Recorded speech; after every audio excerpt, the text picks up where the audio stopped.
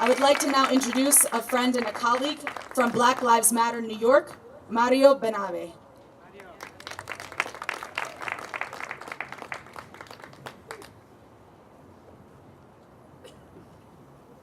Good afternoon, relatives. My name is Mario Benabe.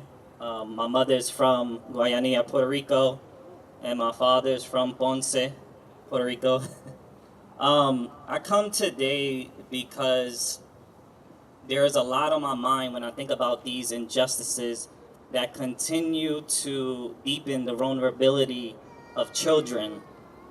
For 527 years, this ritualized humiliation, criminalization, and abuse towards young children has been so consistent that in my mind, we have to really ask ourselves, what will we tell our descendants about what's going on and what has been going on now, and what you all are doing to take direct action towards these injustices?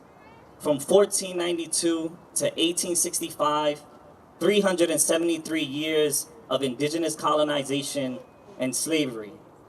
From 1865 to 1965, a period called Jim and Jane Crow.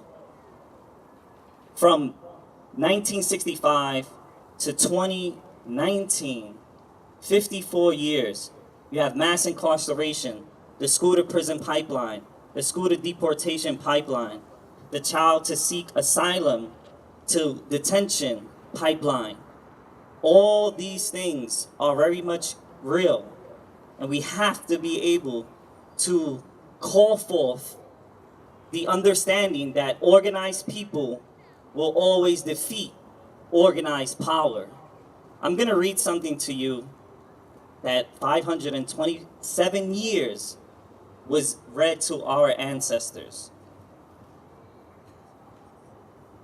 If you do not, or if you maliciously delay in doing so, I certify that with God's help, I will advance powerfully against you and make war on you whenever and however I am able, and will subject you to the yoke and obedience of the church and of their majesties, and take your women and children to be slaves. And as such, I will sell and dispose of them as their majesties may order. And I will take your possessions and do you all the harm and damage that I can. And that was told to our ancestors when this ritualized practice of removing and stripping away children from families happened. You can imagine that this is a generational trauma, that we are feeling the direct impact of colonialism, the direct impact of white supremacy, the direct impact of an administration currently that creates the conditions where it almost feels illegal to be young, black, brown, indigenous, and outside. And that we cannot accept. Think into your mind deeply about what will you tell your descendant, whether they are alive right now or they're in the upcoming future of being born in a world that really prevents them from almost accepting their full humanities. Because we're always told, we process life in ways that we view the world from the lens of a window and not a mirror. And so what we have to do as people, as organizers, as teachers, especially teachers, teaching is our greatest form of protest. And we have the opportunities to not only shape minds, but to create spaces where people feel whole.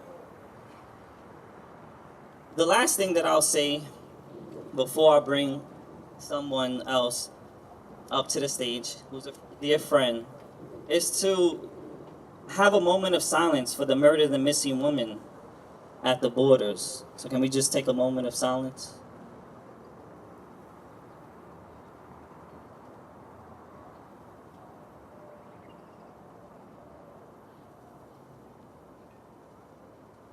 We have to say their names. We have to organize for them.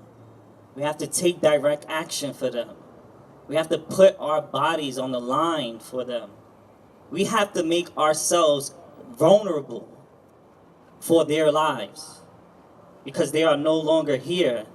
And to all the men here, you have to understand that you could never lift your head up so high that you forget the shoulders of the true giants you've been standing on. And that's our women. And so for all the men here, make sure you never pick up your head so high that you fail to understand that this nation, your household, everything about this world has been led by women. And we should always, always respect our women.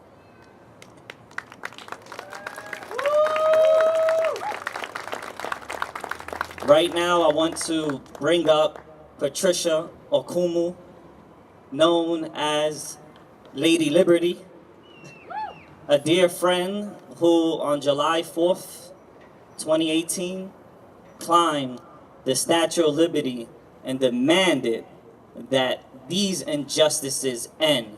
And we release the children and provide the right of return to our children. Thank you.